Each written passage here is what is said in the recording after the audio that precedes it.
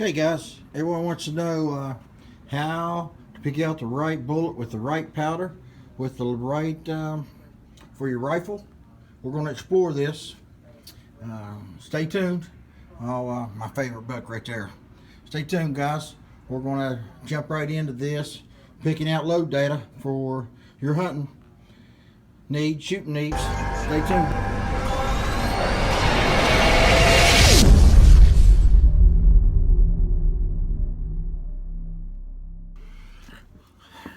Guys, ready to start, ready to jump right into this.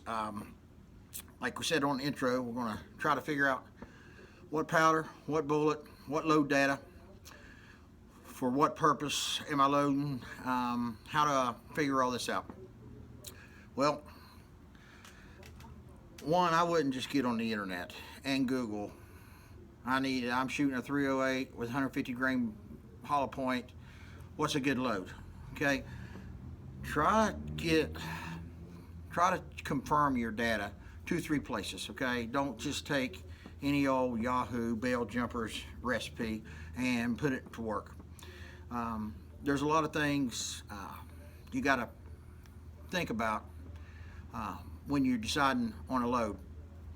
Let's say, for instance, I've got a Nosler ballistic tips, 180 grain 30 caliber, and I'm shooting a 30-06. I just pull out the Nosler book, okay? It's going to have these bullets. It's going to have load data for that bullet. It's going to list about 10 different powders, okay? And it's going to describe the bullet. So match up your bullet with your powders. Interesting and great thing about the Nosler book, it lists 10 different powders here. It lists most accurate load, most accurate powder tested. And then it'll list both of them, what they got with the bullet, with the powder, the most accurate powder charge. This has 3 charges, 55, 56, 55, 57, 59. And the 55 on this one just happened to be the most accurate load they tested. This one, 4350, 51, 53, 55, and the 55 grain is the most accurate load they tested. So that's a good start. Okay, say I'm shooting lead bullets and they're not in these books, or I'm shooting a bullet that I'm trying to match up, or let's say I got a favorite powder. I've got a Alliant. I go to the powder and I look and see, it might say 150 grain bullet, use 4350, but it don't describe your bullet, okay? It's got the same grain, but it don't have the same exact bullet. Well, I'd pick out a different bullet, or I'd pick out a different powder that's got confirmed load data, okay? I wouldn't just guess. If you do guess, start at your lowest charge, okay? And then fire your ammo. Sight it in, fire it, and check for pressure signs, okay? Different bullets, lead bullets, cast bullets, jacketed hollow points, boat tails, flat points, flat heads. They all react different and will cause different pressure levels. So, guys, it's always better to get some confirmed data from a powder company, a bullet company, and if you can get lucky, if you use your bullets, usually the bullet manufacturer makes a reloading book. Get that book. And I know what you're saying. You've got 8 books here. Yep. I can't afford 8 books. Most of these books at all your big box stores, Cabela's, Bass Pro, Field and Stream, they sell for 30 bucks a piece. I understand that. If you get on Amazon, it's just an ideal. Get on Amazon and you can find these books once read, barely used, and they're like $8, okay? Hell, for $8 you can buy 4 or 5 of them versus the price of a $35 one and pay tax somewhere. So try that avenue. If you go around to these pawn shops, a lot of times they have these books for $2, $3. I found them at flea markets, at rummage sales, yard sales. So, you know, this is West Virginia.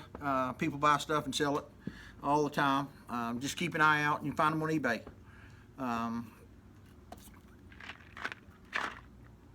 Another thing to look out for. I got some 45 caliber FTXs.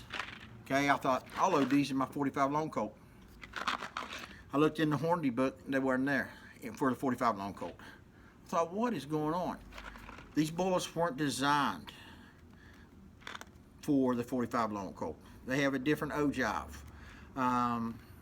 They just weren't designed to be loaded. So if you've got a Hornady book bullet and you look in a Hornady book and it's a new book and these are fairly a year, 2-year-old bullets, it should be there. If it's not there, there's a reason. This book, of course, is in there for other rifles and revolvers, but it's not in there for the 45 Long Colt. I had some 44, these 44 mags, same way. They were designed for the 444 Marlin. They weren't designed for 44 Remington mag. So there's no load data.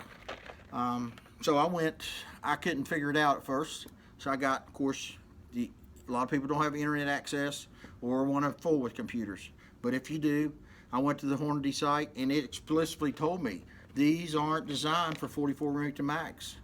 They're designed for the 444 Marlin round. So it's good to confirm your data from the bullet maker with the bullet. Okay, it just makes sense, guys.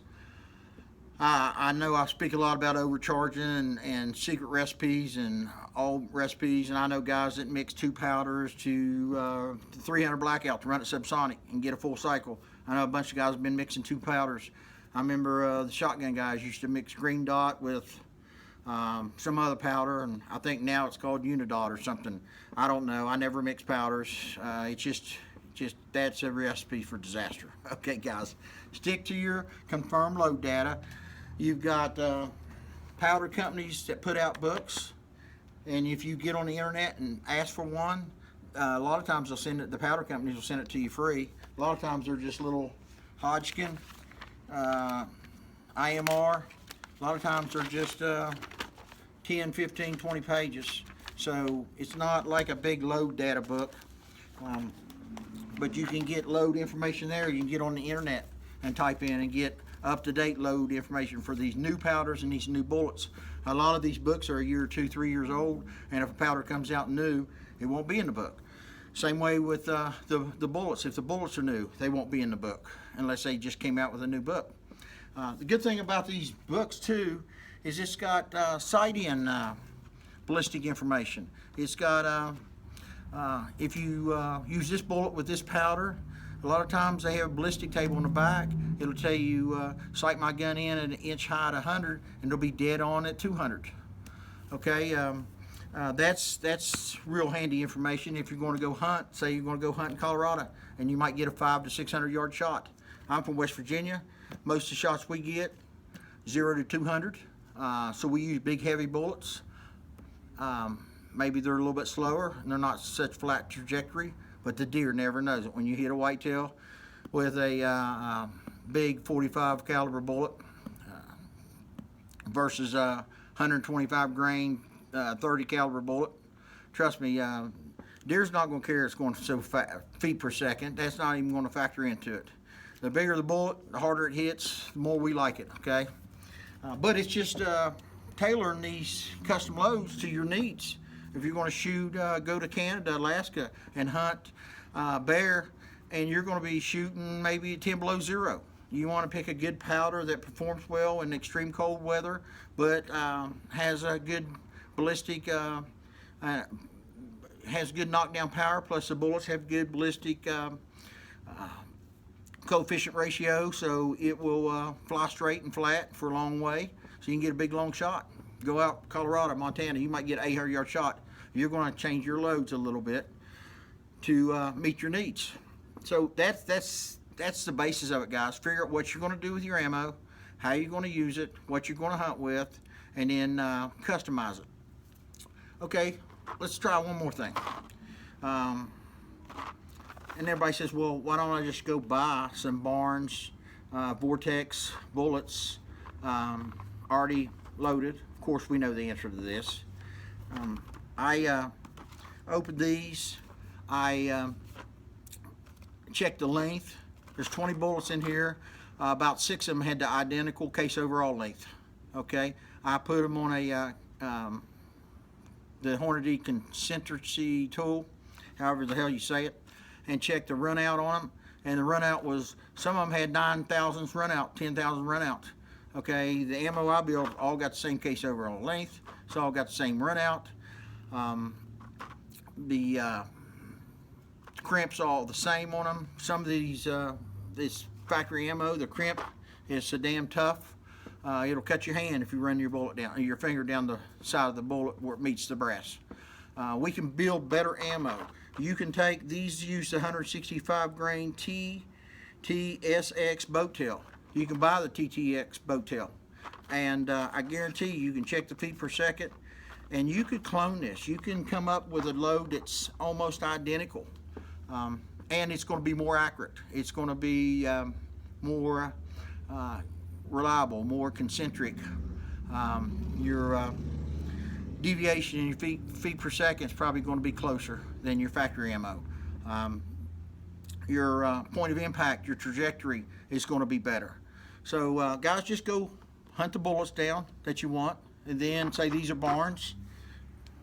Get your Barnes bullets, get you a Barnes loading data, look it up. It's going to tell you how to load it.